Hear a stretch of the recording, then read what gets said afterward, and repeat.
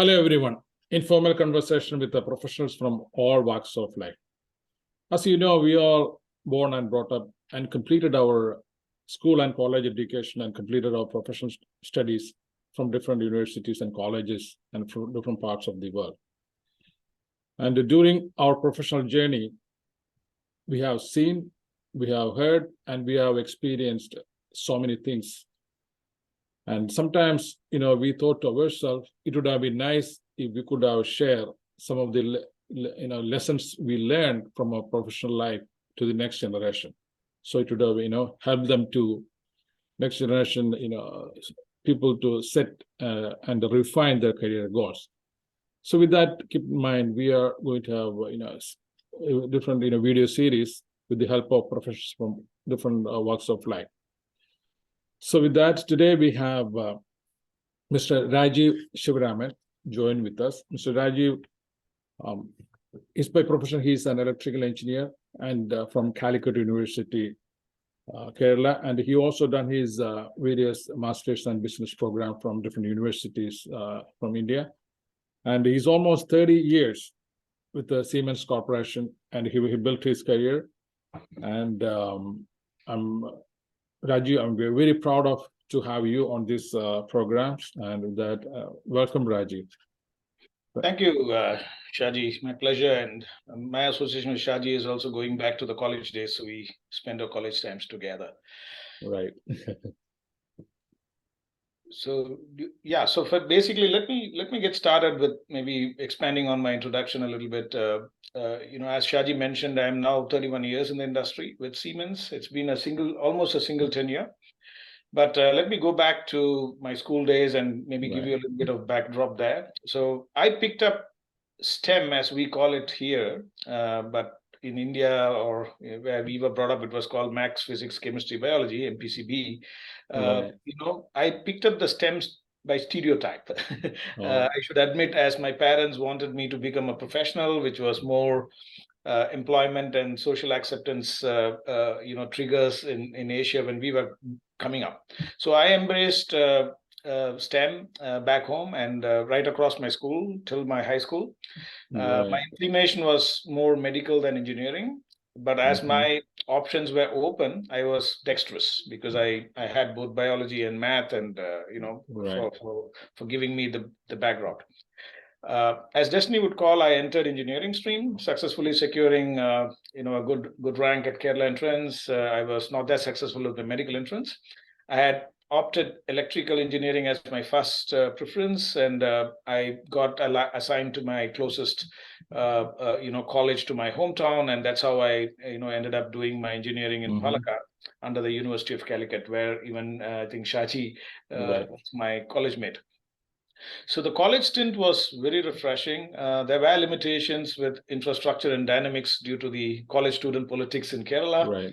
However, what I learned from my stint in Kerala is that learning is a holistic 360-degree process. Learn from teachers, from peers, from networks, and the indulgence of hobbies and other things that you do.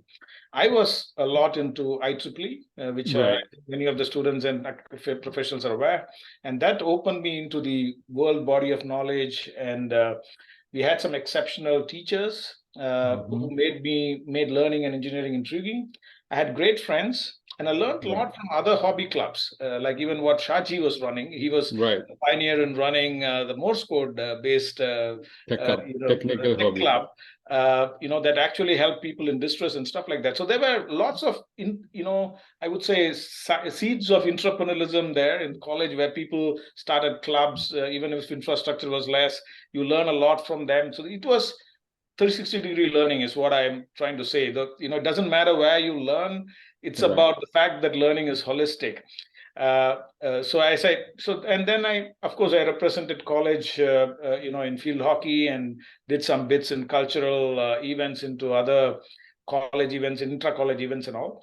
One of my standout achievements in college accomplishments, I would say, was when I, won a global contest in IEEE, which was around how do you retain memberships after people go out of college.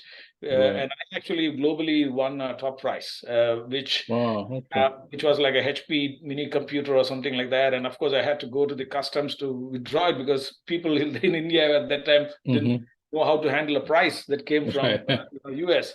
So now, nevertheless, what it opened up was the opportunity that you have when you try and elevate yourself and look up and all those kind of stuff.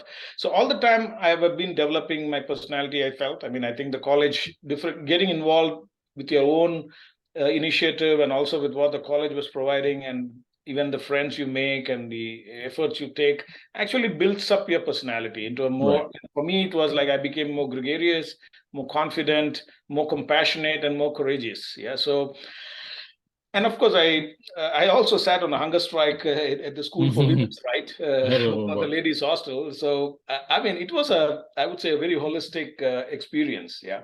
So that's as far as the school goes. Now, my professional life started immediately after graduation, which I graduated with honors. And my first step was GEC Alstom, which was a French British multinational. I got in as an R&D engineer, and my initial task was to help the team which was developing a miniature circuit breaker with higher fault tolerance and stuff like that. So I only worked for 6 months, but there are some experiences I got there that was noteworthy. That's why I'm mentioning it. So as an R&D engineer, I was given the task of working on some transformer, which was a component in this MCB with a vendor, and I was working on a new design, and I did the first experiment, and it was a disaster. It burnt. There were alarms going. I ran out of the hall. Lots of great noise, and I was a little embarrassed. But actually, the CEO of the unit came back and applauded me and said, failures are what makes success, and you had the courage to go and do this experiment when you are just 2 months old, and that actually instilled tremendous confidence in me as a what you could call it is like one of my DNAs now. So that its failure is part of how you be bold and courageous and embark on initiatives. That really stuck to me because I was appreciated. I mean, if I had maybe somebody who had reprimanded me, maybe I would have been a little different. But I would say these are young ages pull ups.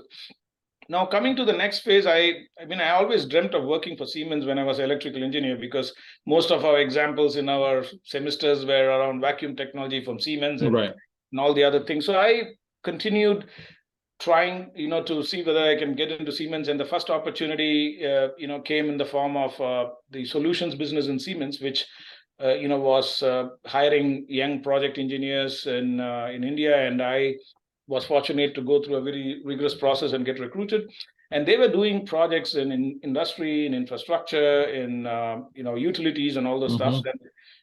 So that was my foundation. And the good thing about projects, and that actually laid the foundation of many of my professional activities later on, was that in project business, it was all about going and understanding the customer's business problem. It was about what is the job to be done, what is the problem to be solved, walking back, and then finding the right technology, the people, and process to make it work. So this, for me, has been my mantra across my career after that, because I did that for 14 years of trying to solve problems and not take a hammer for a nail. Oh, okay. It was not. So somehow that's how I got introduced into my career. So it was always about jobs to be done. What is the job to be done? Walk back and see how technology, process, and people can address it. So it was like bringing technology and business together is probably one of the biggest learnings I had. I did exceptionally well. I developed a lot of experience across industry, getting to know domain and all that stuff. And that, of course, helped me, get noticed in the organization. I got sent to Sri Lanka,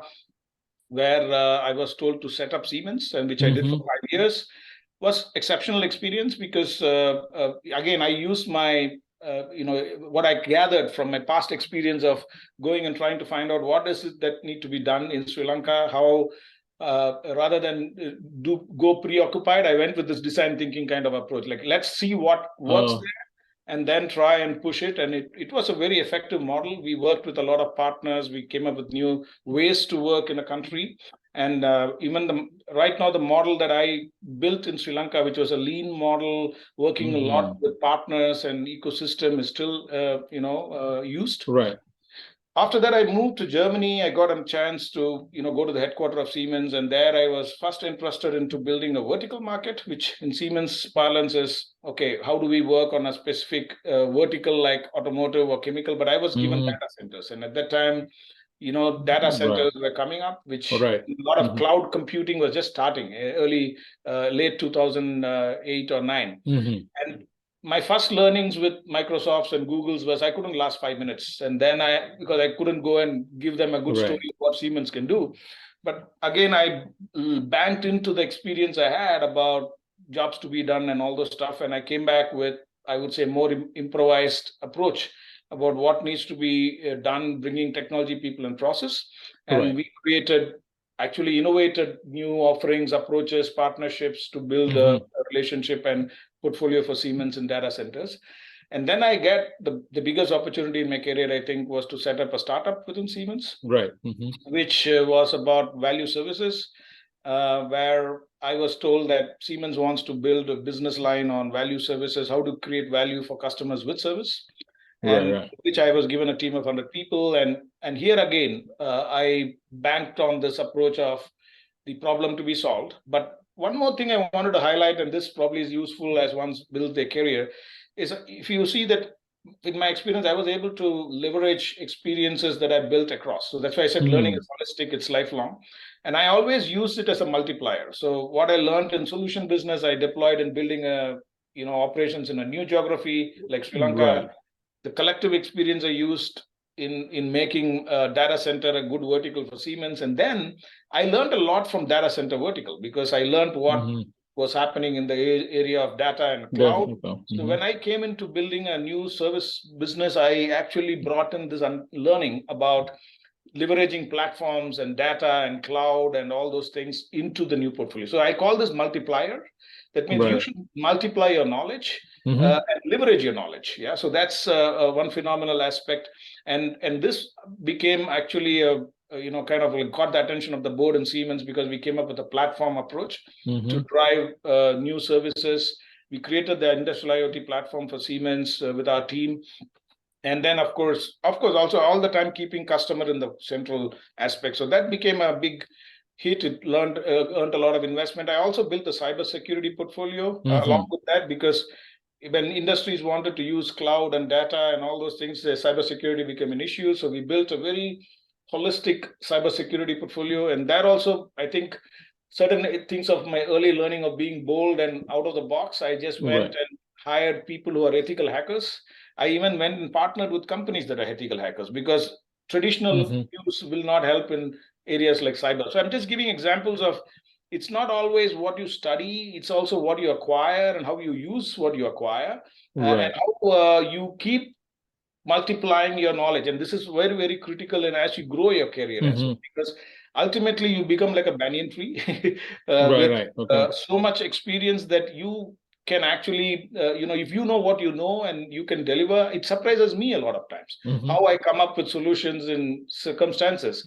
So everybody has this capability. It's just about channelizing it and taking it forward. So since then, I've moved to US. I've been given other responsibilities to build, partnerships and ecosystems in Siemens that all drive this new, transformation that's happening. So overall, I have been able to adapt.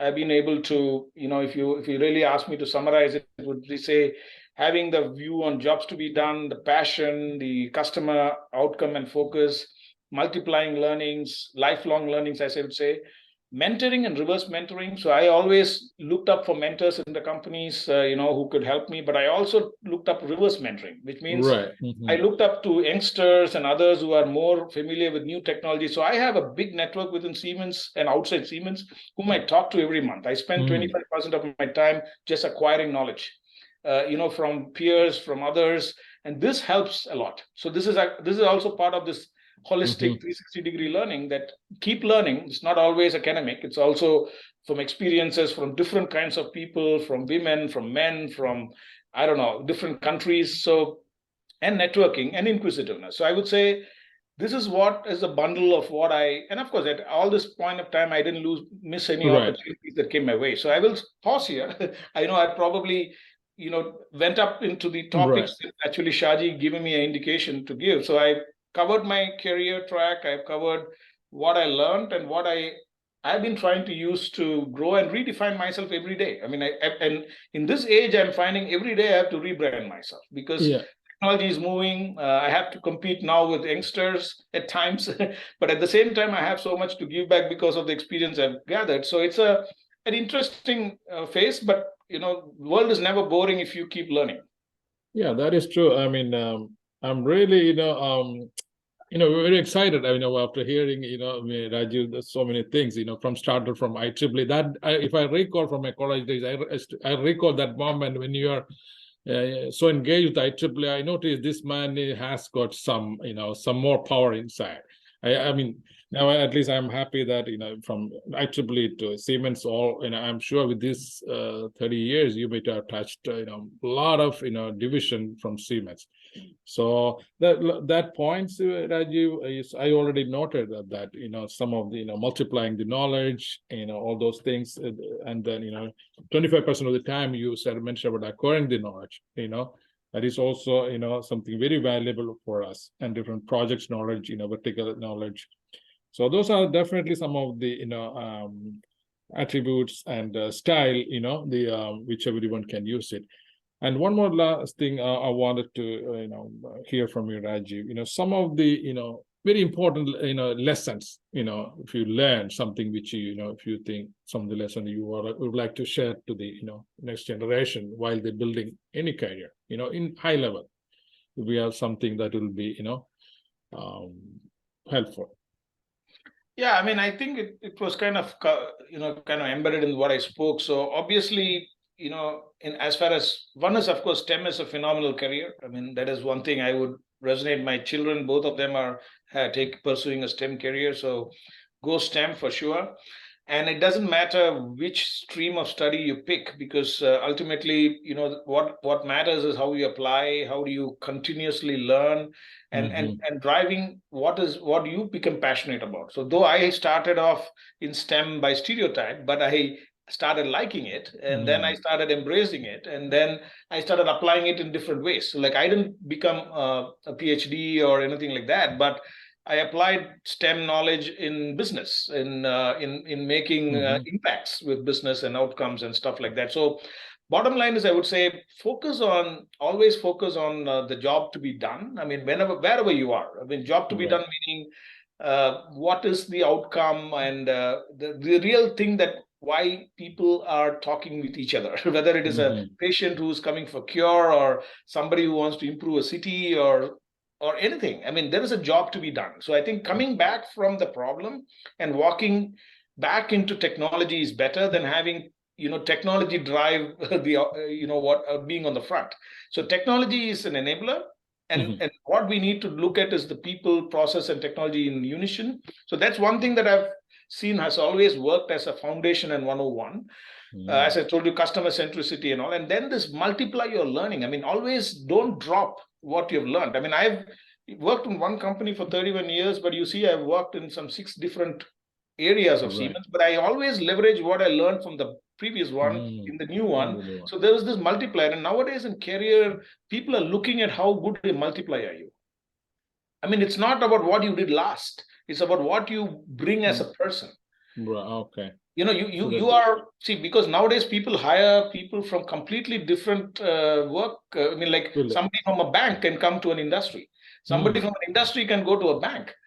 Because it's not just functional knowledge that you're seeing, but how do you lead transformation? Today, the world is about transformation, and sometimes you got to think differently. So one is you should leverage and multiply knowledge.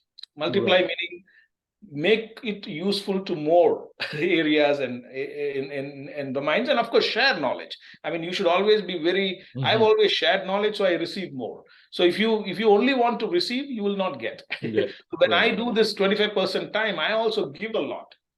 I give a lot of what you could call inputs to people and stuff like that. So you got to give to get. I mean, that is one thing.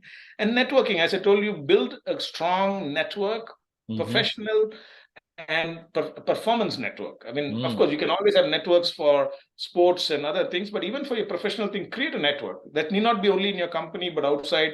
But that is going to help you a lot, because that will actually be extended part of your personality, and inquisitiveness. It's about, I'm 50 plus now, but I'd say I keep thinking I have so much to catch up.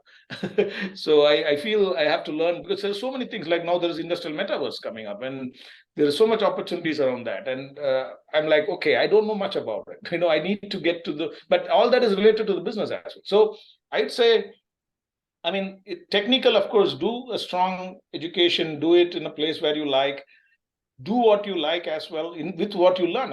Everything you learn in STEM doesn't have to be just doing coding or doing, there is no stereotype anymore. There are very cross-functional capabilities that people are looking for. They want people who can actually apply knowledge to make improvements. Right. That's the bottom line, I think. And you can go, like, I've had the fortune of growing in a very Western heavy organization, even take up global leadership roles. Being in the right place at the right time, taking opportunities, all that are critical. Even picking stuff. I was mobile. Right. I've been moving around the globe. I never stood in one place. But now, due to family reasons, I'm sticking on to the US. But again, flexibility, working your passion, all that, I know you would have heard a lot, but just reiterating it that it can work. So, yeah, this is great, Rajiv. This is you shared a lot of valuable information. Hope this the details we discussed and share is going to help the next generation. With that, let us stop. Thank you, Rajiv, for joining. Thank you. Thanks, Rajiv.